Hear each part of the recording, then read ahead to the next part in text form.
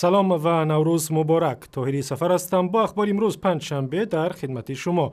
دادگاه عالی تاجیکستان روز 20 مارت 5 نفر را با اتهام عضویت در سازمان تروریستی و قصد بمبگذاری در دوشنبه به سالهای طولانی زندان محکوم کرد. علی مراد مخنوف یکی از پیشوایان این گروه به 21 سال زندان محکوم شد و 4 همراه او را از 2 تا به 19 سال زندان محکوم کردند. پدر علی مراد مخنوف بعد از اعلان حکم در دوشنبه گفت: اگه بچه‌ها یا 21 سال یا عمر خودم داده همینم حقیقته. کنی حقیقت کنی یا گودینانو کور کنی جدا است. خب کرده سینو همین پاکستان رو خوندن گناهکاره. نه کارگی کوره چیکار کرد تو متیه.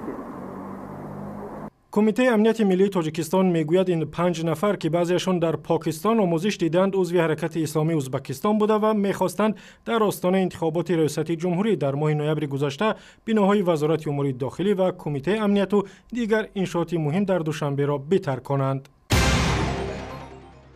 در آستانه جشن نوروز در پایتخت امام علی رحمان رئیس جمهوری تاجیکستان با روشنفکران کشور ملاقات کرد. او افرادی را که به دلایل دینی به تجلیل نوروز مخالفت می‌کنند متعصب و تنگ نظر خواند. پیش از این نشست در تئاتر اپرا و بالت در دوشنبه مطبوعات و محفل‌های سیاسی تاجیکستان می‌گفتند امیدوارند که امام علی رحمان در ملاقات با زیایان درباره راه‌های رها کردن کشور از وضع بحرانی خواهد گفت. اما رئیس جمهور عمدتاً درباره رشد فرهنگ صحبت کرد و از زیایان خواست در تقویت فرهنگ سیاسی جامعه، تحکیم صلح و ثبات و وحدت ملی و رشد تاجیکستان سعی کنند.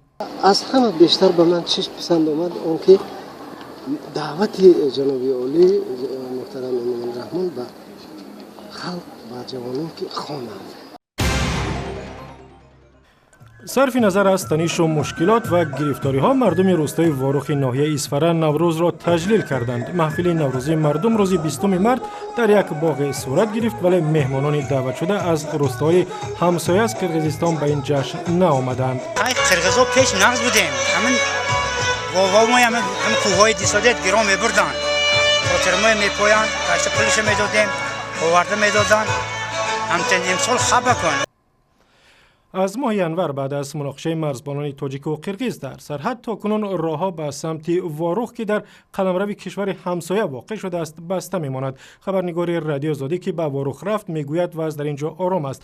به گفته او مردم ولایت بادکند قرقیزستان روز 21 مارت ساکنان واروخ را به جشن نوروزی خود دعوت کردند و آنها به این جشن خواهند رفت. شرکت تلفنی مگافون در آستانه نوروز با هدف ترغیب و تشویق کارش برای گروهی از والدان شرایط فراهم کرد که بار اول از طریق اسکایپ با فرزندان مهاجرشان صحبت کنند. بعضی از این والدان از ناحیه وحدت سالها باز فرزندانشان را ندیده بودند، هرچند تلفنی صحبت کردند. شرکت مگافون میگوید بار سوم است از این راه در آستانه نوروز پدر و مادران را به دیدار فرزندان رهدورشان میرساند.